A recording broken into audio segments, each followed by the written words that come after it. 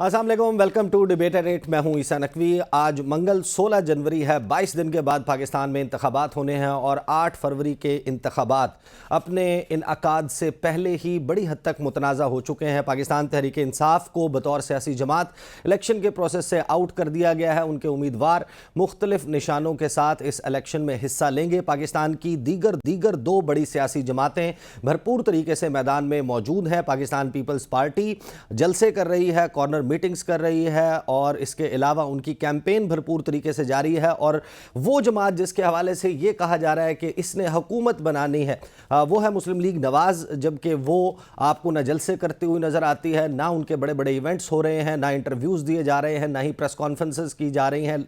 लगता यह है कि और बज़ाहिर नज़र ये आता है कि पाकिस्तान तहरीक इंसाफ के इंतखाबी मैदान से आउट होने के बाद मुस्लिम लीग नून को शायद ये लगता है कि उन्हें अब इतना एफर्ट करने की ज़रूरत नहीं। वो वाहिद मौका जब पाकिस्तान में सियासतदान और सियासी जमातें बड़ी हैवी किस्म का उनका आउटरीच होता है, लोगों के पास जाते हैं, उनको अपना मंशूर बताते हैं, उनके गिले शिकवे सुनते हैं। ऐसे वक्त में इस वक्त नेशनल सतह के ऊपर वाहिद पाकिस्तान पीपल्स पार्टी है जो मौजूद है। लेकिन असल सवाल ये है और ट्रिकी क्वेश्चन इज़ कि पाकिस्तान को शायद बहुत सारे लोगों ने आज इस खबर पर तवज्जो ना दी हो। खबर आज एक छोटी सी खबर लगी है, डिस्कशन में नहीं है, कि पाकिस्तान को नवंबर के महीने तक इस साल 27 अरब डॉलर्स की ज़रूरत है और IMF की मदद के बगैर ऐसा करना मुमकिन नहीं है। तो 8 फरवरी के नतीजे में कायम होने वाली हुकूमत, क्या उसकी साख इतनी होगी, वो इतनी मजबूत होगी कि वो पाकिस्तान के मुआशी मसाइल को हल कर सके? इन तमाम मामलात पर बात करने के लिए मेरे साथ इस वक्त मौजूद हैं कमर जमान कायरा साहब, सीनियर रहनुमा है पाकिस्तान पीपल्स पार्टी के। कायरा साहब अस्सलाम वालेकुम। जी वालेकुम अस्सलाम। कायरा साहब, पहले तो मुझे ये बताएं, मैं जाहिर है कि इन तमाम मामलात पर आता हूँ मैक्रो लेवल के ऊपर, मुझे माइक्रो सतह पर बताएं। आप हल्के में लोगों के पास जा रहे होंगे, लोगों का फीडबैक क्या है और लोग क्या समझते हैं, उनके लिए सबसे बड़ा मसला क्या है जो आने वाली हुकूमत को या जो उम्मीदवार हैं उनसे वो किस किस्म के प्रोमिसेस चाह रहे हैं इस वक्त? ईसा, इस वक्त मैं अपने हल्के के हवाले से अगर गुजारिश करूं तो अभी हल्का बंदियों के अपने जो टिकट्स का मामला था वो फाइनल होने के बाद कैंपेन अब किक स्टार्ट हुई है। मुझे जाती तौर पे बड़ा अच्छा रिस्पांस लोगों का है, क्योंकि हमारी गवर्नमेंट के बाद 2 हुकूमतें और गुजरी हैं और हमारे रूरल एरियाज के अंदर ज्यादातर लोगों का जो डिबेट होती है वो अपने काम काज, अपने इलाकाई इश्यूज हैं या आपकी परफॉर्मेंस को भी लोग गेज करते हैं। अब बड़ा अच्छा काम यह है कि लोग कैंडिडेट्स को भी गेज करना शुरू हुए हैं कि वो क्या है, उनकी अहलियत क्या है, किरदार क्या है जी। तो मैं समझता हूँ कि एक अच्छा कैंपेन का माहौल है। लोग जो मुझसे कुछ गिले शिकवे लोगों के थे, नाराजगियां थी, वो भी दूर हो गई। कुछ 10 साल का टाइम गुजर गया तो मेरे लिए तो काफी बेहतर सूरत हाल है। सवाल लोगों के वही है जनरली कि अभी भी कोई लोग सवाल करते हैं कि इलेक्शन होगा या मुल्क में जो मसाइल हैं, महंगाई है, बेरोजगारी है, जिस तरह भी आप अपने इंट्रो में कह रहे थे कि पाकिस्तान को इस साल 27 अरब डॉलर की जरूरत है, तो इतनी बड़ी रकम, पहले ही हमारा ट्रेड डेफिसिट है, वो अगर डेफिसिट ना भी हुआ तो इतनी बड़ी रकम हम कहाँ से निकाल पाएंगे, कहाँ से आ जाएगी, या कितना कर्ज ले पाएंगे? तो ये एक बहुत बड़े सवाल हैं लोगों के। लोग परेशान हैं मुल्क के मुस्तकबिल के बारे में और हम उन्हें यही कह रहे हैं कि हुकूमतें मुल्क का मसाइल हल करने के लिए बनाई जाती हैं और हुकूमतें सियासतदानों ने अगर चलानी है तो फिर सियासतदानों का चुनाव करते हुए आपको ऐसे लोग असेंबलियों में भेजने चाहिए जिनके किरदार दुरुस्त हों, जिनकी अहलियतें, काबिलियतें हों और वो अपनी बेहतर नुमाइंदगी कर सके। तो कायरा साहब, कोई जिम्मेदारी मिले तो कायरा साहब, बिलावल भुट्टो जरदारी ने आज कहा कि एक शख्स को चौथी बार मुसल्लत किया गया तो अवाम नुकसान उठाएंगे। उनका इशारा है नवाज शरीफ साहब की तरफ। PDM की हुकूमत में आप लोग इत्तेहादी थे और वज़ीर ख़जाना थे इसहाक डार। अभी भी वज़ीर ख़जाना अगर वो बनते हैं तो आपको लगता है कि मुस्लिम लीग नून आपकी जब इत्तेहादी रही, PDM के साथ मिलकर आपने हुकूमत बनाई, तो मईशत का शोबा उनके पास था। जो कुछ मईशत के साथ हुआ, अगर ये लोग दोबारा आते हैं, आपको लगता है कि इन्होंने इस एक्सपीरियंस से, तजुर्बे से कुछ सीखा है? और अगर चौथी मरतबा वज़ीर आज़म बनते हैं नवाज शरीफ, तो उनके पास इन मसाइल का कोई हल होगा? जी, अगर क्यों बनते हैं, क्यों नहीं बिलावल साहब बनते हैं जिन्होंने पाकिस्तान की बेहतरीन खारजा पॉलिसी चलाई है। जिन्होंने पाकिस्तान का बेहतरीन मुकदमा लड़ा है। इंशाअल्लाह पाकिस्तान के लोगों के सामने जो एजेंडा हमने अनफोल्ड किया है, जो मैनिफेस्टो हमने दिया है, उसको सामने रखते हुए बड़े वाज़ेह तौर पे हमें ये इम्कान नजर आता है कि पाकिस्तान के लोग, यकीन है हमें कि लोग बिलावल साहब के एजेंडा पे रिस्पॉन्ड करेंगे और इंशाल्लाह वो वजीर आजम होंगे। तो कायरा साहब, आपकी एज अ पॉलिटिशियन असेसमेंट क्या है? पाकिस्तान पीपल्स पार्टी ने जाहिर है कि सिंध तो पूरा तकरीबन जो है वो उन्होंने फील्ड किए हैं कैंडिडेट्स। पंजाब में बहुत सारी पॉकेट्स हैं जहां पर नहीं दिए कैंडिडेट्स। खैबर पख्तूनख्वा और बलूचिस्तान में भी उस तरीके से मुकम्मल कवरेज नहीं है। जाहिर है बहुत सारे हल्के खाली हैं। इसी तरह मुस्लिम लीग नवाज़ जो है उसका फोकस ज़्यादा पंजाब की तरफ रहा, लेकिन यहाँ पर भी उन्होंने IPP के साथ सीट एडजस्टमेंट कर ली। कुछ और सीटें जो हैं वो खाली छोड़ दी। पाकिस्तान तहरीक इंसाफ आज़ाद हैसियत में जितने हल्कों में वो कैंडिडेट अपने पिच कर चुकी है कि उनके हिमायत याफ्ता, किस किस्म का नंबर आप देख रहे हैं? आपकी असेसमेंट क्या है? जाहिर है कि अभी तो बहुत इवेंट्स होने हैं 8 फरवरी तक, लेकिन अभी तक अगर हम बात करें तो आपका क्या ख्याल है कि आप लोग नंबर गेम में उस पोजीशन में आ जाएंगे जहां पर हम देखेंगे कि 8 फरवरी के बाद जरदारी साहब मफाहमत के बादशाह कहलाते हैं, वो मीटिंग्स कर रहे होंगे और नंबर इकट्ठा किया जा रहा होगा? ईसा, जहां तक ताल्लुक कैंडिडेट्स का, किसी जमात के पास भी सारे हलकों में कैंडिडेट उस तरह नहीं है। कुछ पॉकेट्स किसी जमात की तगड़ी होती हैं, कहीं कमजोर होती हैं। हमारे यहाँ भी हमारे कैंडिडेट्स मौजूद हैं, कुछ बहुत अच्छे हैं, कुछ कहीं निस्बतन जरा कमजोर कैंडिडेट भी होंगे। अगर किसी जमात के पास सारे मुल्क में अच्छे कैंडिडेट हो तो सारा मुल्क वही जीत जाए, तो ऐसा होता नहीं है। लेकिन पीपल्स पार्टी हम ये समझती है कि आने वाला जो वक्त है उसमें कोई जमात भी सिंगल मेजॉरिटी नहीं ले पाएगी कि वो अपनी हुकूमत कायम कर पाए, और हमें एक कोई इत्तेहादी हुकूमत बनती नजर आती है। सो ऐसी सूरत में कोई जमातों का ग्रुप ही हुकूमत बनाएगा। तो आप जानते हैं कि इत्तेहादों को चलाना कोई आसान काम नहीं होता, और इसमें पीपल्स पार्टी का बदरजा हो तो एक्सपीरियंस भी है और हौसला भी है कि हम इत्तेहादों को चला पाते हैं। लेकिन कायरा साहब, आप नहीं समझते कि जो मसाइल है और जो जितने गंभीर मसाइल हैं उसके लिए तो पाकिस्तान को एक मजबूत हुकूमत की ज़रूरत है जिसके पास पब्लिक की बैकिंग और मैंडेट मौजूद हो? क्योंकि जब आप 27 अरब डॉलर के लिए IMF से रुजू करेंगे तो वो शराइत बताएंगे, वो कहेंगे कि फ़लाँ फ़लाँ टैक्सेस लगा दें। पाकिस्तान में हमेशा सियासी जमातें कम अज़ कम इस मामले में बड़ी हद तक नाकाम रही हैं कि टैक्स नेट को ब्रॉड नहीं किया गया। तो जो भी हुकूमत, कमज़ोर हुकूमत, एक लूली लंगड़ी हुकूमत है वो कायम होगी, वो तो फिर मसले का हल नहीं निकलेगा। 8 फरवरी के बाद भी हम इसी सिचुएशन में होंगे। ईसा, ये बात आर्गुमेंट की हद तक तो अच्छी है कि मजबूत हुकूमत तगड़े फैसले कर पाती है, सही। लेकिन अगर आप ये देखें, अगर थोड़ा पिछले रह गए, तो अगर हम अगर गौर से देखें तो जो इत्तेहादी हुकूमतें रही हैं उन्होंने ज्यादा बेहतर फैसले। आप जरा गौर करें, मियां नवाज शरीफ साहब को 2/3 अक्सरियत मिली तो उन्होंने क्या आला फैसले कर लिए थे। लेकिन इस मुल्क के सबसे बड़े और मुश्किल फैसले 2008 से 2013 की इत्तेहादी हुकूमत ने किए। आइन में तरामीम की, कानून बनाए, मुल्क में नए नए प्रोग्राम शुरू किए, लेकिन सारे NFC किया, जो डिस्ट्रीब्यूशन का फार्मूला, इसी तरह सूबों को शनाख्तें दी। ये इतने बड़े काम थे जो शायद इससे पहले कोई हुकूमत नहीं कर पाई, और वो इत्तेहादी हुकूमत थी। इत्तेहादी हुकूमत की स्ट्रेंथ ये होती है कि वहां किसी एक जमात के पास तो अक्सरियत नहीं होती, लेकिन आप सारी जमातों लेके चलने के पाबंद होते हैं, और जो होते हैं वो इत्तेफाक राय से होते हैं, कसरत राय से नहीं होते। इत्तेफाक राय के फैसले या मेजॉरिटी, बहुत बड़ी अक्सरियत जो होती है, उसकी राय के फैसले वाइडर ओनरशिप रखते हैं। उसके जो कोई भी इत्तेहादी हुकूमत हो उसमें शामिल जमातों के कारकुन उस फैसलों को ओन कर रहे होते हैं। सही। लिहाजा मेरे तो बजाय इसके कि किसी सिंगल पार्टी का इतनी अक्सरियत आ जाए, ये ज्यादा बेहतर होगा कि हम कोई इत्तेफाक राय के हुकूमत बना के फैसले करें, और अगर जाती है तो वो भी अपने साथ फैसले करने के लिए, कानून साजी करने के लिए बाकी जमातों को साथ मिलाए। हुकूमत में बेशक ना हो, फैसला साजी में, कानून साजी में वो उनको अतमाद में लेके चले, वही सस्टेनेबल फैसले कर पाएंगे। सही। अच्छा खैरा साहब, ये बताइएगा कि इस वक्त एक बहुत बड़ा सवाल जो पाकिस्तान में इन इलेक्शंस की क्रेडिबिलिटी के हवाले से और बनने वाली आइंदा मुतवक्के हुकूमत की क्रेडिबिलिटी के हवाले से जो सवाल पैदा हुआ है, पाकिस्तान तहरीक इंसाफ अगरचे आपकी सियासी हरीफ है, लेकिन आप की जमात शुरू दिन से ये बात कह रही है कि तमाम जो सियासी खिलाड़ी हैं उनके लिए यकसा मौके होने चाहिए, लेवल प्लेइंग फील्ड होनी चाहिए।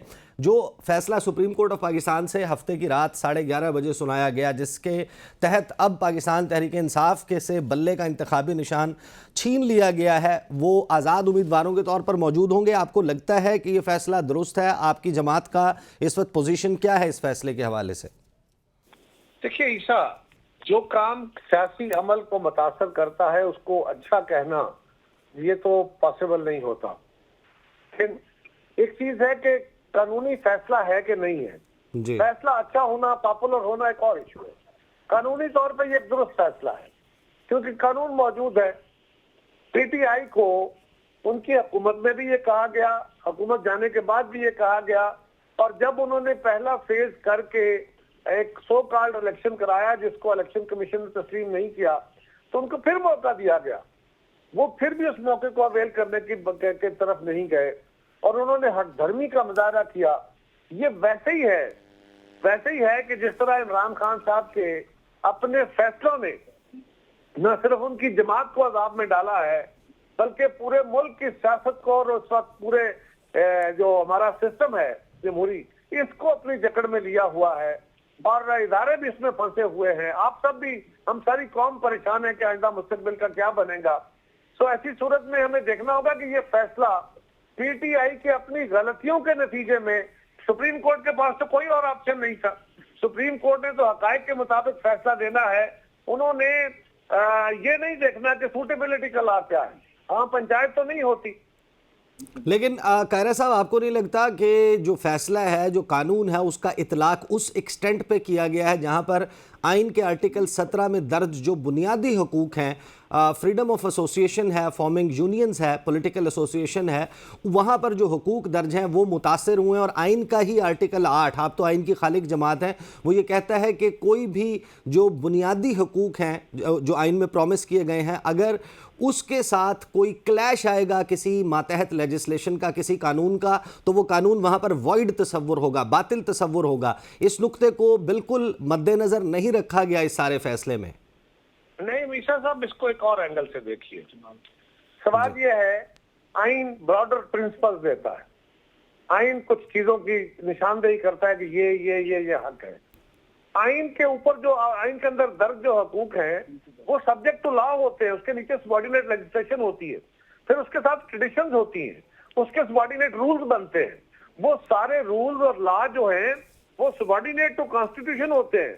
लेकिन अगर कोई फर्ज या कोई इदारा जिस पे वो कानून लागू होते हैं, जो आइन की किसी शिक के लिए जरूरी फैक्टर्स होते हैं, अगर वो कानून पे अमल नहीं करता, वो लॉ पे अमल नहीं करता, वो रूल पे अमल नहीं करता, तो फिर उसके वो हकूक साकत तो नहीं होते, वो खुद अपने हकूक के खिलाफ फैसला कर रहा होता है। लिहाजा उसको वो हकूक डिनाय नहीं होते, उसकी सजा पा जाता है। और माजी में भी ये हुआ है। लेकिन खैरा साहब, ये हक जो है ये पॉलिटिकल पार्टी से ज्यादा लोगों का हक है कि उन्होंने एसोसिएशन, तो आज भी हक हासिल है जी। लोगों का हक नहीं छीना गया, लोगों को वोट डालने का हक है, एसोसिएशन करने का हक है, लोग जमातों में शामिल हैं। अब सवाल ये है कि लोगों के उस ग्रुप ने जो पीटीआई का था, अगर उन्होंने जिन लोगों को चुना, जिन 2 लोग उनकी बागडोर चला रहे थे, उन लोगों ने अगर दुरुस्त फैसले नहीं किए और आइन पे अमल नहीं किया, तो फिर कानून पे तो अमल नहीं होगा तो उसकी सजा होगी। लेकिन सजा लीनियंट हो सकती थी, अगर एएनपी को 20,000 रुपए जुर्माना हो सकता था। यहाँ पे आप ये कह रहे हैं कि अदालत को चाहिए था सूटेबिलिटी देखती, अदालत पंचायत कर लेती। अगर अदालत पंचायत माजी में करती रही ना, अदालत पंचायत करती है तो हम कहते हैं अदालत को फैसले देने चाहिए आइन कानून के तहत। अदालत कानून पे अमल करती है तो हम कहते हैं अदालत को पंचायत करनी चाहिए। नहीं, बिल्कुल पंचायत का, बिल्कुल ये राय पंचायत की मैं नहीं दे रहा, ना ही ऐसी कोई बात है। पाकिस्तान में 175 सियासी जमातें हैं, वो किस तरीके से व्यू से मुराद क्या है? अगर आइन में क्लियर कट, कानून में क्लियर कट एक चीज है और अदालत उस पर लीनियंट व्यू लेती है तो अदालत उस पर रास्ता निकालती है ना, वो पंचायती तरीका है। कानून का तरीका तो स्टेट है बिल्कुल। फिर तो ANP को भी इंतखाबी निशान अलॉट नहीं होना चाहिए था। अगर उनको वो प्रोसेस उनका पूरा नहीं है या उनका सेटिस्फेक्शन के मुताबिक नहीं होना चाहिए था। मुस्लिम लीग नवाज के भी सारे अनअपोज्ड लोग फैमिली के लोग आए सामने उस इलेक्शन में, वो भी इलेक्शन, उसके ऊपर भी सवाल तो मुझे नहीं पता कि क्या हुआ। मैं तो कह रहा हूं कि अगर इलेक्शन कमीशन के रूल्स के मुताबिक उनका फैसला नहीं हुआ तो उन पर भी ये इतलाक होना चाहिए था। सही, कानून का नफाज सब पर बराबर होना चाहिए। बहुत बहुत शुक्रिया, कमरजमान कायरा हमारे साथ मौजूद थे।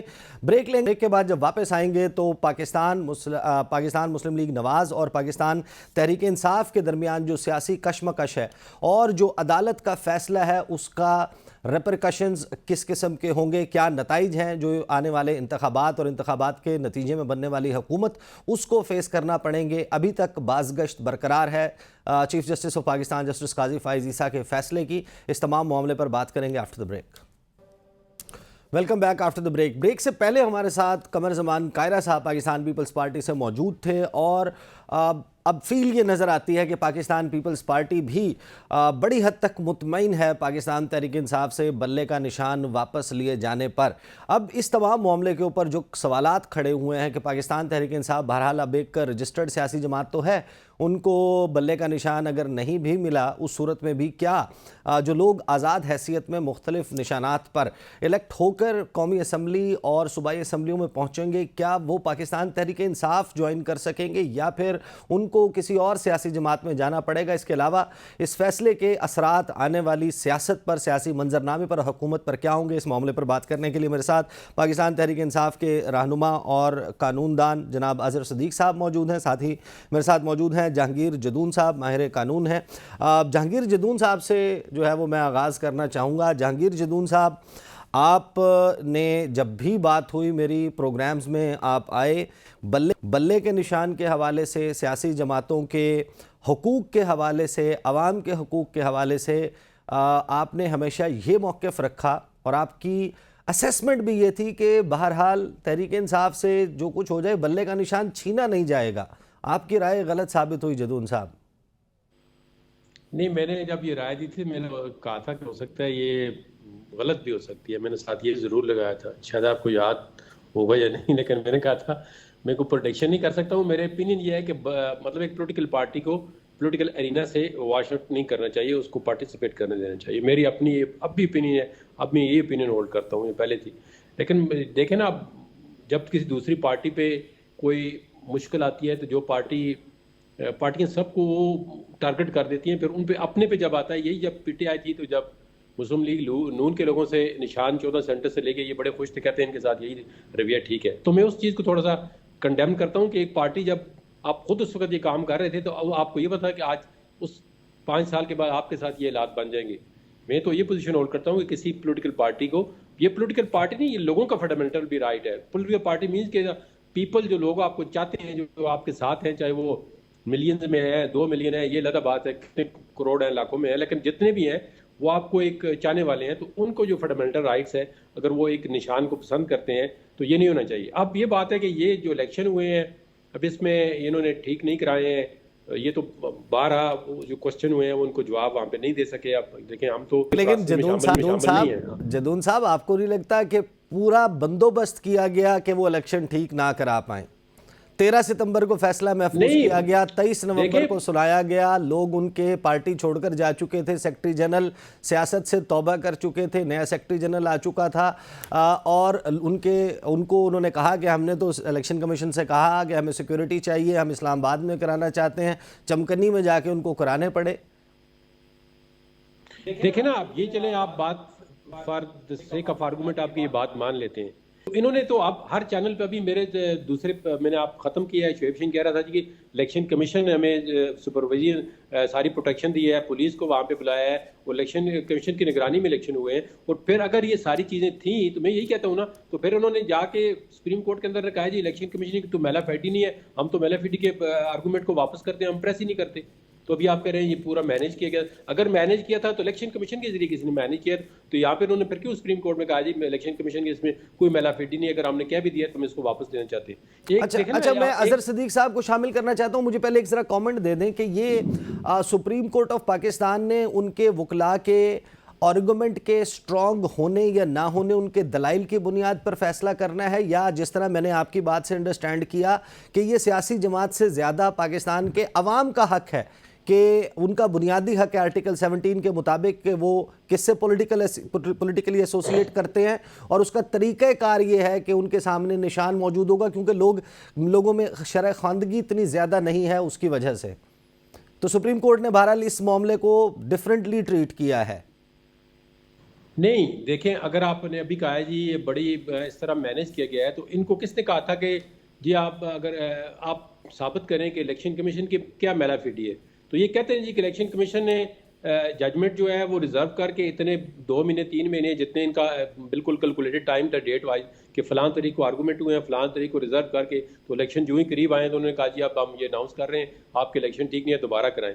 तो ये बात तो उन्होंने वहाँ पे मैलाफिडी को उन्होंने कहा जी हम वापस करते हैं, इसमें इलेक्शन कमीशन की कोई मैलाफिडी नहीं। अब आप और मैं क्या करें? इन्होंने तो अपना केस जो है वहाँ पे इनके पूछा गया कि स्पेसिफिकली कोर्ट की तरफ से, ये बात हर कोर्ट पूछती है। चले दूसरे क्वेश्चन से कोई एग्री करता है नहीं करता जी, आपने कब ज्वाइन किया, आपने कब रिजाइन किया, आप कौन सी पार्टी में थे, ये मेरे ख्याल में इन क्वेश्चन की कोई रेलेवेंस नहीं बनती थी किसी एक पर्सनल चीज़ से। लेकिन अब ये तो हर बंदा पूछता है ना, हमें भी पूछते हैं, अजहर सदीक साहब भी पेश होते हैं कोर्ट में, इनको भी पूछते हैं कि आपने मैलाफिडी अगर इसमें प्लीड की है तो आप मैलाफिडी सब्सटेंशियली साबित करें ना, क्या मैलाफिडी है। तो ये उन्होंने अपना ग्राउंड वापस ले लिया, उन्होंने कहा जी इलेक्शन कमीशन की इसमें कोई मैलाफिडी नहीं। तो इलेक्शन कमीशन के अलावा तो और कोई उसमें पार्टी नहीं था, इलेक्शन कमीशन ही तो गया है केस लेके। सही सही। अजहर सदीक साहब, आपने सुनी जहांगीर जदून साहब की गुफ्तगू। पहले तो मैं ये चाहता हूं कि इनकी गुफ्तगू के हवाले से अगर आप कोई रिस्पॉन्ड करना चाहते हैं करें, फिर मैं आपसे सवाल करूंगा। बहुत शुक्रिया। जहांगीर जदून साहब का ताल्लुक कहीं ना कहीं तो पाकिस्तान मुस्लिम लीग नून से रहा है। एडवोकेट जनरल आखिर उनके दौर में रहे हैं। मियां नवाज एक सेकंड जी, एक सेकंड सुन ले क्या कह रहे हैं जी जदून साहब, फरमाइए। जहांगीर जदून साहब जो है ना, इनका पाकिस्तान मुस्लिम लीग नून से ताल्लुक रहा है, भाई है हमारे। वो कह रहे हैं मेरा अभी भी ताल्लुक है, वो कह रहे हैं मेरा अभी भी ताल्लुक है। अब बात खत्म होगी ना, फिर तो ये इनका बायस्ड ओपिनियन है ना, इनको इंडिपेंडेंट राय पे मत लिया करें, हमारे दोस्त हैं। यानी आज मैं रवैया इनका वो देख रहा हूँ, आज गैर जमहूरी रवैया है। यानी आप अंदाजा लगाएं, अब जरा आराम से सुनना है, मैं तो हैरान होता हूँ। मैलाफिडी और क्या रह गई है? फिर लेवल प्लेइंग फील्ड की केस की दरखास्तें पड़ी हैं सुप्रीम कोर्ट के सामने, कमाल हो गया। इलेक्शन कमीशन का रवैया पूरी कौम जानती है। या तो टीवी नहीं देखते, वो चंद यूट्यूब चैनल देखते हैं। हमारे चीफ साहब पाकिस्तानी तारीख के मुतनाज़ा तरीन चीफ जस्टिस साबित हुए हैं। और आज आप अंदाजा लगाए, नजर आ गया कि बार काउंसिल जो है वो भी पीडीएम के हाथों में खेलती है। जब इमरान खान की मामला आया था, तहरीक एतमाद में खुल के आ गई थी, जहां प्रेस कॉन्फ्रेंस करती पड़ रही है। और जस्टिस उमर ता बंदयाल के दौर में वहां बैठ के दरखास्तें दिया करती थी कोर्ट के अंदर। अब जरा गौर तो करे। यानी बड़ा दुख और अफसोस हुआ मुझे हमारी बार काउंसिल के ऊपर भी, बार एसोसिएशन के ऊपर भी। यानी अगर ये भी टूल बन के काम करेंगे तो अल्लाह ही हाफिज है इस बात का। अब आए जरा बड़ी मजेदार बात बताऊं आपको, जस्टिस काजी फायदीसा और सुप्रीम कोर्ट अपने इख्तियारात से तजावुज कर गई है।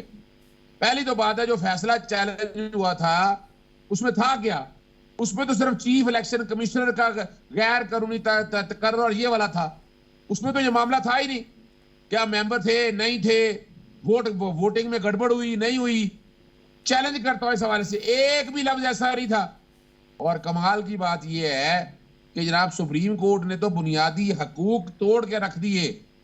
यानी जो हमारा बुनियादी हक है, आर्टिकल 17 को वायलेट कर दिया सुप्रीम कोर्ट ने। और सुप्रीम कोर्ट की ड्यूटी है फंडामेंटल राइट को एनफोर्स करना। और इतनी जजमेंट है इसके ऊपर कि आपने पार्टी का तखश्शुस बरकरार रखना है। यानी क्या कर दिया, ये नहीं देखा कि इतना अरसा ये जो कुछ होता रहा है सुप्रीम कोर्ट खामोशी से देखती रही है। 3 मुतनाज़ा फैसले किए हैं सुप्रीम कोर्ट ने, मुतनाज़ा 3। और इसमें कई लोगों ने तो चीफ जस्टिस साहब से इस्तीफे का मुतालबा भी कर दिया है। दूसरा और तीसरा कौन सा? मैं बता देता हूं।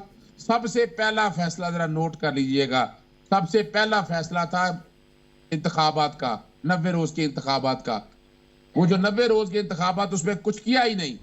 और जब सुप्रीम कोर्ट ने अपना पंचायती फैसला कर दिया, यानी सदर डेट देते हैं, इलेक्शन कमीशन डेट देता है, भाई क्यों नहीं किया उनके खिलाफ एक्शन?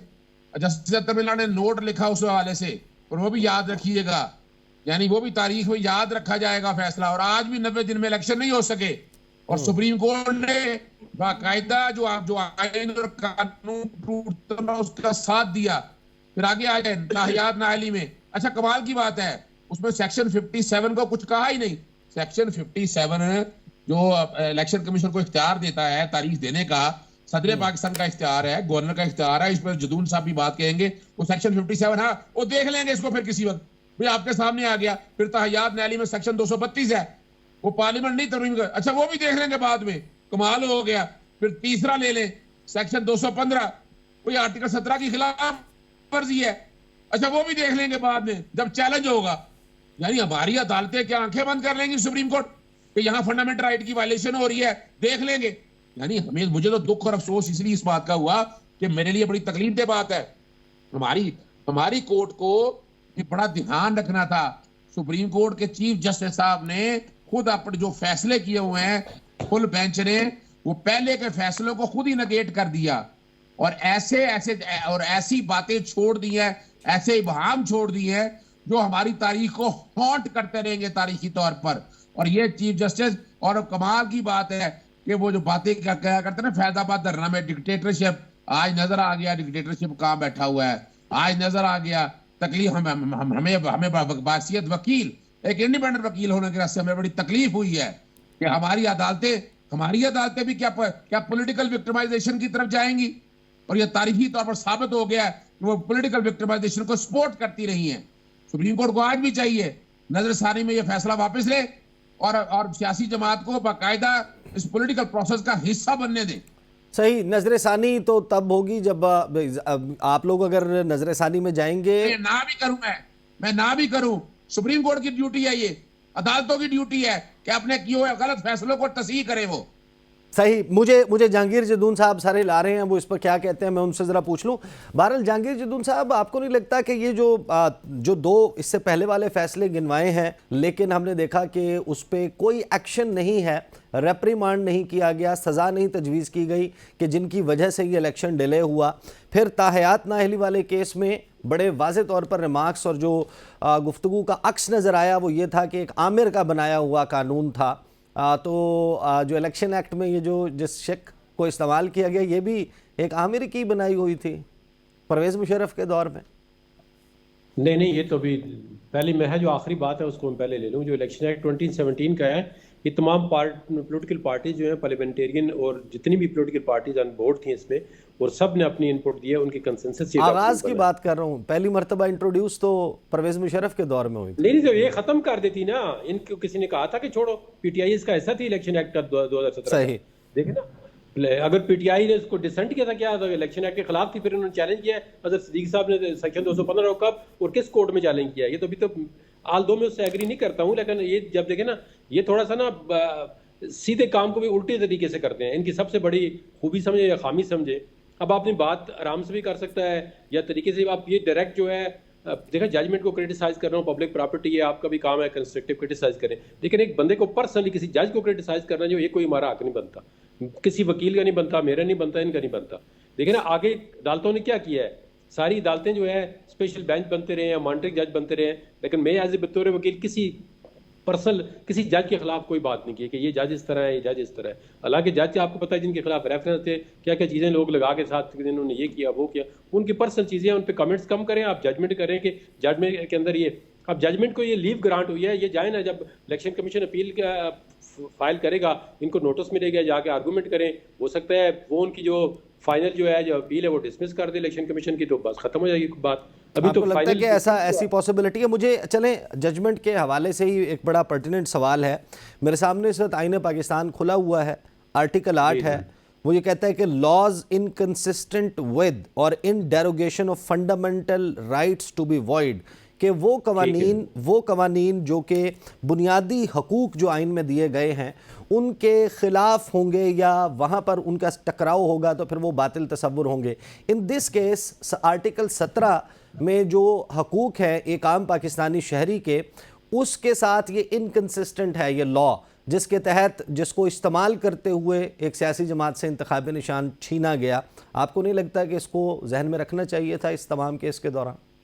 ये देखे ना, अभी ये बात है ना कि ये जो एक्ट बना है इसको किसी ने चैलेंज नहीं किया। मैं पर्सनली देखो, मैं नहीं चाहता किसी जमात से उसका निशान जो है किसी भी ग्राउंड पे ले लिया जाए। वो देखे ना, एक जमात के मिलियंस आर जितने भी, मैंने भी बात की आपसे, फॉलोअर होते हैं, तो वो उनका राइट होता है बेसिकली, वो उनको आइडेंटिफाई करता है, उसके साथ एक मोहब्बत होती है उनकी, वो नहीं लेना चाहिए। लेकिन अब देखे ना, इन्होंने कहा या तो 215 को चैलेंज किया होता जी कि इसके फंडामेंटल राइट के अगेंस्ट है, इसको स्ट्राइक डाउन करें, ये खुद इसको स्टैम्प कर गए पार्लियामेंट के। असल बात ये है कि कोई पॉलिटिकल पार्टीज अपने इंटरनल इलेक्शन को सीरियस लेती नहीं है।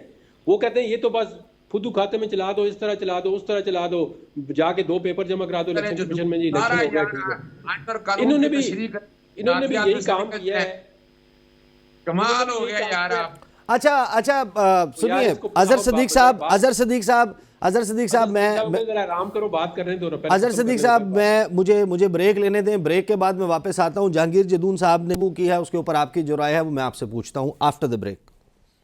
Welcome back after the break. जी अजहर सिद्दीक साहब, आप जवाब देना चाह रहे थे जहांगीर जदून साहब की गुफ्तगू का।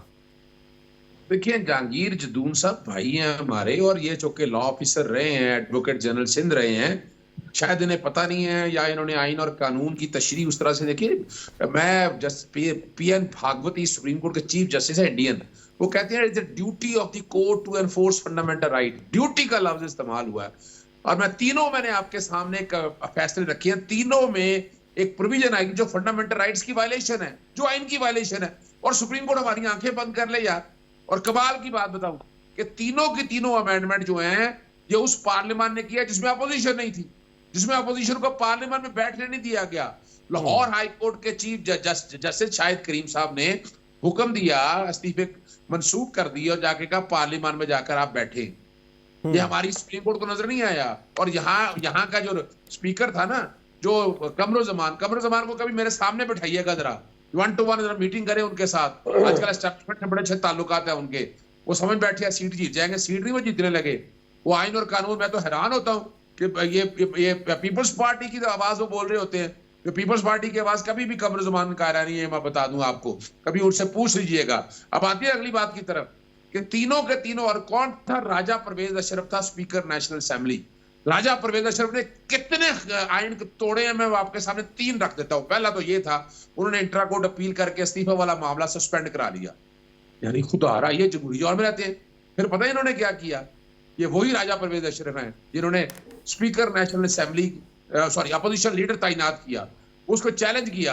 वो भाई 20 सीटों में पाकिस्तान तहरीक इंसाफ सबसे बड़ी जमात थी, आपने 20 सीटों वाला उठाकर अपना बना दिया अपोजिशन लीडर। वो अपोजिशन लीडर, और कल वो इलेक्शन किसका लड़ रहा है? नून लीग का इलेक्शन लड़ रहा है यार।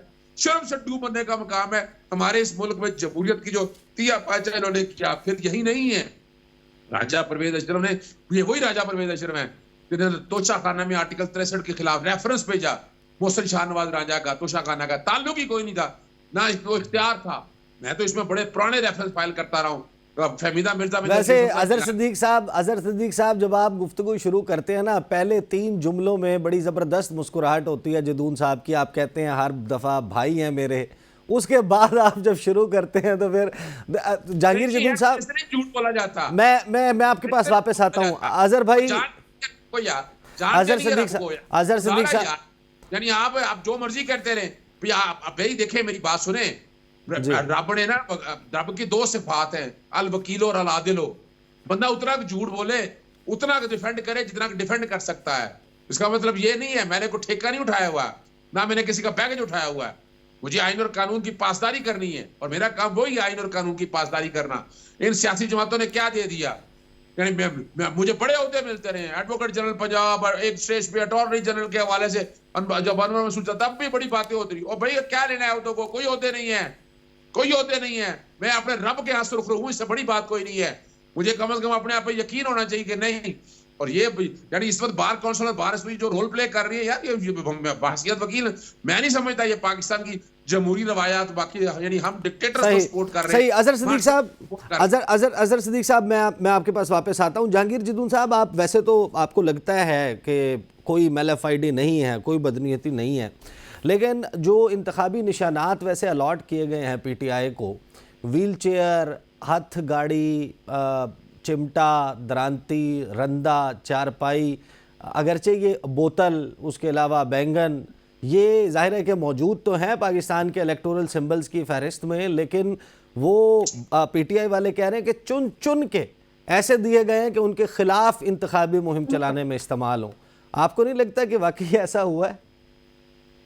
नहीं, पहले मैं देखें अगर सदीक साहब का जवाब दे दूं। एक तो किसी जमात के साथ कोई एफिलेशन होना कोई बुराई नहीं है, ना ही जुर्म है। ये भी देखें ना, इनको ये तो अभी नज़र आता है, इनको सेनेट में नज़र नहीं आता कि बाहर 65 थे और अंदर से जब वापस आए तो 46 हो गए। तो ये इनको नज़र नहीं आता कि ये क्या करते रहे पीटीआई के साथ। जो पीटीआई जो अभी के बोर्ड, उन्होंने प्राइम मिनिस्टर जो थे अभी जेल में, उन्होंने कहा था मेरे तो बंदे ही वो पूरे करते हैं, मुझे तो पता ही नहीं होता बजट में कितने बंदे चाहिए, फलाना काम किस तरह जाता है। ये खुद अभी प्रोसिक्यूटर नैब थे, हम इनको बुलाते रहे, जब नैब ने स्टेटमेंट दी आए नहीं, जाके लंदन बैठ के। ये तो देखे ना, अब हर काम करके फिर किस पे बैठ गया, सच बोले ना जरा, सामने रख के सच बोले, किस पे बैठ गया करते हैं इनका। ये देखे ना, ये काम नहीं है। अब ये आराम से बात सुने ना, आपकी हुकूमत आ चुकी थी। अजहर सिद्दीक साहब पूरा मौका मिलेगा, ये जरा सुन लें। हाँ, इन्हें कुछ चुप कराओ थोड़ा जा। प्रोसिक्यूटर नैब में बैठ गया जाके, मैं बेईमान आदमी नहीं हूँ। इनको कहे थोड़ा पानी पी ले, पानी पीने के बाद बात करें आराम से। है कोई बात नहीं, आपको मौका मिलेगा पूरा। मैं पानी पी लेता हूँ आप लोगों के। नहीं, रुका, आपको मौका मिलेगा पूरा, आप पानी पी लें, आप थोड़ा तहम्मुल से बात करें।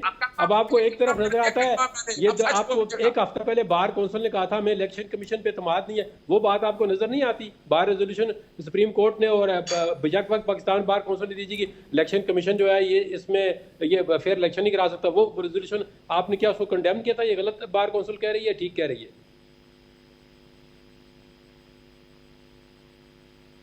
खामोशी, मुकम्मल खामोशी। जदून साहब मुझे ये तो बता दें कि ये जो एक मिनट बार काउंसिल उनके हाथों में खेल रही है, नून लीग के ना खेलने देना भाई, खेल रही है। मुझे पता है, पता है उनके क्या, मैं नाम बता दूंगा, एक अच्छा नहीं लगता उनमें। कौन सी मैरिट की बातें, खुदा मैरिट की बातें, मैरिट पाकिस्तान में डुबो के रख दी है इन सियासी जमातों ने पकड़ के। अच्छा जदून साहब, वो सवाल तक मैं वापस आ जाता हूँ। ये जो निशानात अलॉट किए गए हैं पीटीआई को, देखें वो पहले भी एक चैनल में बात हुई है, अगर किसी शख्स को ये लगता है कि ये सैंपल जो है वो ठीक नहीं है तो वो जाकर रिटर्निंग अफसर को एप्लीकेशन देता है कि ये इलेक्टोरल रोल है, जो वोट कास्ट करने वाले लोग हैं ये इसको प्रॉपर आइडेंटिफाई नहीं कर सकते या इस निशान की सिमिलैरिटी है किसी दूसरे निशान से, तो वो कन्फ्यूजन क्रिएट होती है। तो वो रिटर्निंग अफसर के पास पावर होती है, वो जो निशान है वो चेंज करके दे सकते हैं। उसमें तो बड़ा बेहतरीन इलेक्शन कमीशन ने इंस्ट्रक्शंस दे दी आरओज़ को कि ऐसा ना किया जाए, क्योंकि हम बड़ी तेज़ी से भिजवा रहे हैं बैलेट पेपर छपाई के लिए, तो वो अमल मुतासर होगा।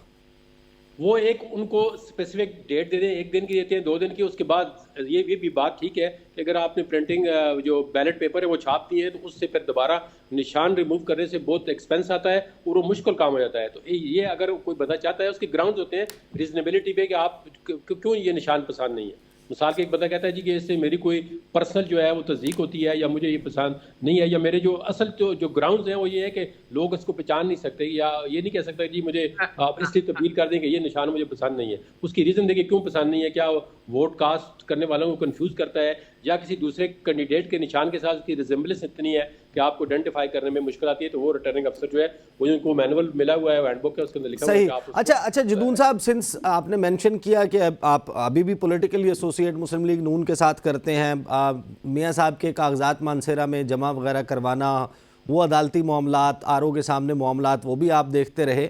आप मुझे ये बताएं कि मियाँ साहब 22 जनवरी को सुना है कि वो जलसा करेंगे मानसेरा में और वो उनकी पहली रूनुमाई होगी 21 अक्टूबर के बाद अवाम में निकलेंगे। वो इतनी तसल्ली, इतना सुकून के उनके जो हरीफ थे वो शायद मैदान से अब आउट हो गए हैं, बल्ले का निशान नहीं है।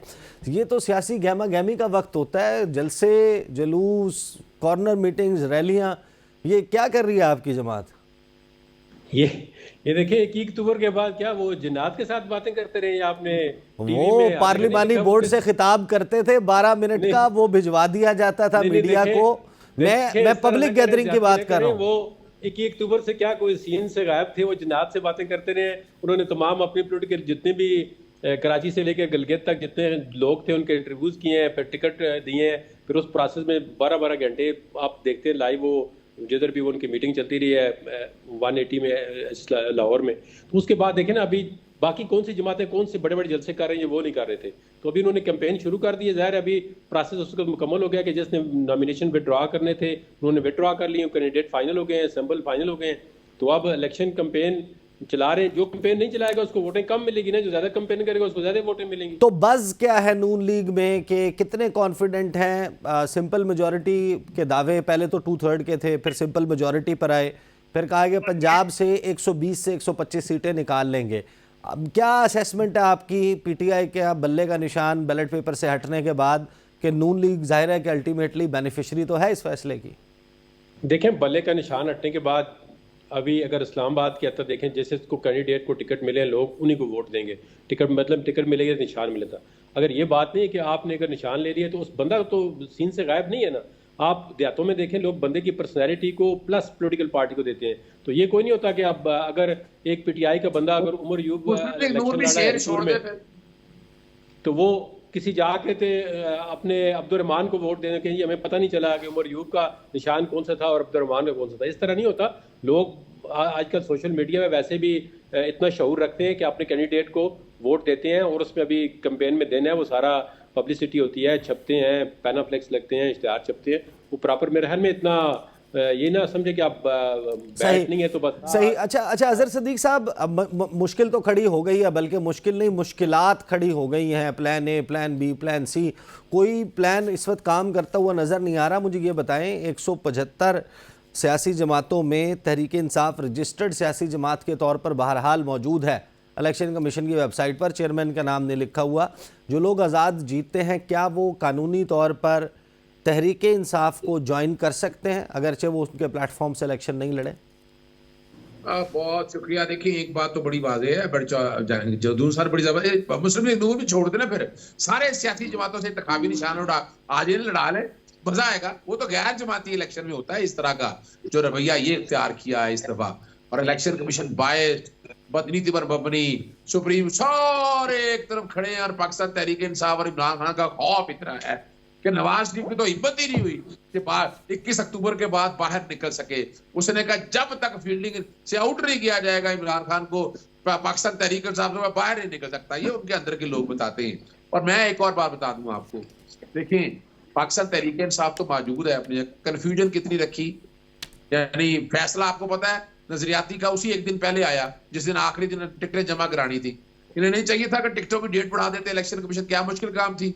इलेक्शन कमीशन ने हर स्टेज के ऊपर, और यहां तक बात है ना जिन्होंने पीटीआई के इलेक्शन से जिन्होंने अपना नॉमिनेशन अजहर सिद्दीक साहब वक्त कम है, जरा क्विकली मुझे कानूनी तौर पे बताएं कि जो लोग आजाद जीतेंगे क्या वो बिल्कुल पाकिस्तान तहरीक इंसाफ में जा सकते हैं। और जो इलेक्शन लड़ेंगे पीटीआई का डेक्लेरेशन फॉर्म जिन्होंने दिया हुआ है वो पीटीआई के डेक्लेरेशन फॉर्म को सामने रखते उनकी बातों पे मानेंगे।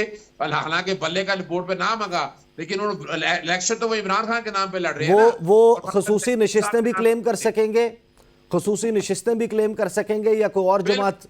बिल्कुल कर सकते हैं पाकिस्तान तहरीक इंसाफ की। और बाकायदा जो है चूंकि वो उनके डेक्लेरेशन की बात है ना, अब पाकिस्तान तहरीक इंसाफ को पूरे ना अपने कैंडिडेट के नाम देकर बताना चाहिए कि ये हमारे कैंडिडेट हैं, इसको सामने रखते हुए ये मखसूस नशिस्तें हैं ताकि इलेक्शन कमीशन मजीद नंगा हो सके, उसको पता चल सके। उसने तो रास्ते ऐसे छोड़े ही नहीं है कि पाकिस्तान तहरीक इंसाफ को किस तरह कॉर्नर में ले जाए। और कितना कॉन्फिडेंस है? जज्बाती बात मत कीजिएगा, 859 हल्के हैं। कल रऊफ हसन साहब मेरे साथ मौजूद थे, उन्होंने कहा कि तकरीबन हर हल्के पर अपना कैंडिडेट या अपना हिमायत याफ्ता कैंडिडेट मौजूद है, जहां पर नहीं दिए वहां पर हमारे इत्तेहादियों के कैंडिडेट्स हैं। तो आपकी क्या कॉन्फिडेंस है कि ये जो आज़ाद उम्मीदवार हैं मुख्तलिफ निशानात पे, ये कितने हैं जो जीत जाएंगे? देखिए 859 के करीब सीटें बनती हैं और 859 में 859 में से ना 70% सीटें जो है ना वो पाकिस्तान तहरीक इंसाफ या उनके हमायत याफ्ता लोग ले जाएंगे अगर साफ शफाफ इलेक्शन होने चाहिए। पकड़ आज भी जारी है, रोना पीटना आज भी जारी हुआ है, रोकना आज भी जारी है। मुझे आपकी असेसमेंट पे ये मैंने बाद में क्लिप चलाने हैं आप लोगों के मुझे आपकी असेसमेंट पे जरा जहांगीर जदून साहब 70% आपको लगता है कि आज़ाद उम्मीदवार इतनी बड़ी काया पलट जाएगी 8 फरवरी को? यार जी, मैं तो ना किसी गैलप सर्वे का कोई नुमाइंदा हूँ, ना मैंने सर्वे किया है। मुझे तो बस आपसे भी बैठे हुए बातचीत कर रहा हूँ, मुझे इतना पता है। अब सर्वे हो सकता है, अजहर सदीक साहब बड़े एक्सपर्ट है सर्वे में, पहले भी इन्होंने 2018 में भी सर्वे में हो सकता है इन्होंने किया होगा कितनी मेजॉरिटी आएगी। तो जिस तरह इन्होंने जहाज बार बार के वहाँ पे मेजॉरिटी पूरी की थी, अब उस तरह जहाज की सहूलत तो इस दफा मेरा हम इनको अवेलेबल नहीं होगी। लेकिन चले, जो इनकी अभी रिपोर्ट है ये आप लिख लें। अब मुझे नहीं पता इन्होंने ये जो 70% जो दे रहे हैं वो किस बेस पे, क्या ग्राउंड्स हैं या क्या स्टेटिस्टिक है इनके पास कि उन्होंने किस तरह ये कलेक्ट किया है। सही। अच्छा, वैसे जहांगीर जदून साहब, नंबर तो मैं नहीं दे सकता, मेरी अपनी भी ज़ाहिर है कि इस हवाले से राय। पब्लिक पल्स जो है वो पीटीआई के साथ है। मसला ये हो गया है कि उनके अब पब्लिक पल्स का 8 फरवरी को पता चल जाएगा ना। नहीं, अब मसला ये है कि उनके एक हल्के में 3 उम्मीदवार खड़े हो गए हैं जो इमरान खान के नाम पे वोट मांग रहे हैं। मेरा ख्याल है ये वो चैलेंज है जिसने बहुत जगहों पर इनको नुकसान पहुंचाना है। ये तो फिर इनकी अपनी देखिए पार्टी की पॉलिसी है ना। अगर 3 बंदे एक जगह पे खड़े कर रहे हैं तो उनकी वोट ऑब्वियसली वो डिवाइड हो जाएगी। ये तो इनके, अब मुझे नहीं पता ना, ये तो इनके इंटरनल मामला है। जिस तरह इन्होंने आपस में पार्टी के इलेक्शन किए हैं, इस तरह इन्होंने कैंडिडेट भी किए हैं। जो अब देखें ना, वो 2 बंदे कह रहे हैं, शरफजल मरवत जो है वो ना सीनियर नायब सदर है, ना कोई इसका ऐसा पीटीआई में वो सिंध में मतलब रैलियां कर रहा है। वो कहता है ये जो बंदे हैं ये पीटीआई का हिस्सा ही नहीं है, कंस्पिरेटर है। ये तो इनके इंटरनल मामला हैं, हमें तो नहीं पता इनका क्या कर रहे हैं। ये तो किसी ने कंस्पिरेसी नहीं किया, ये तो किसी एस्टैब्लिशमेंट ने नहीं कहा है कि मरवत को इधर कर दो। रऊफ हसन ने ये बयान दे दिया है। ये तो सही। जहांगीर जदून साहब, वक्त खत्म हो गया। अजहर सदीक साहब, आप दोनों का बहुत बहुत शुक्रिया। उस्मान कायरा साहब ने हमें आगाज़ में ज्वाइन किया था। 8 फरवरी के इंतखाबात, उसका मंजरनामा, उसमें रोज़ाना की बुनियाद पर एक के बाद एक सरप्राइज़ आ रहा है। It's very interesting process. इस पर गुफ्तगू का सिलसिला जारी रहेगा। अब तक के लिए इतना ही, मुझे इजाज़त दीजिए। अल्लाह हाफिज़।